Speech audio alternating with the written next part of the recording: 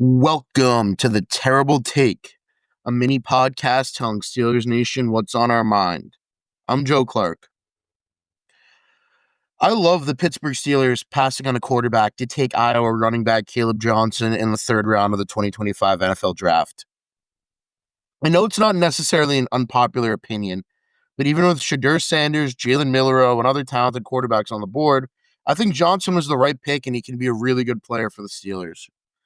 For one, there aren't a lot of teams left that are still likely to take a quarterback, and entering day three, Sanders, Will Howard, and Kyle McCord are all still on the board, and as is Quinn Ewers.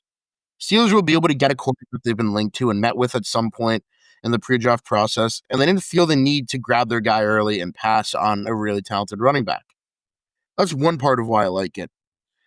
The other is that I think Johnson can be an absolute stud in Pittsburgh. I thought he'd be gone by the middle of the second round, to be completely honest.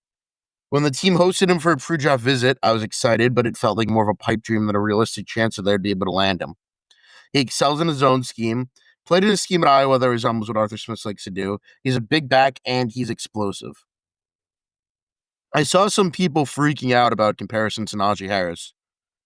And for one, Harris had 4 straight 1,000-yard seasons, so, he's not necessarily the worst guy in the world to be compared to.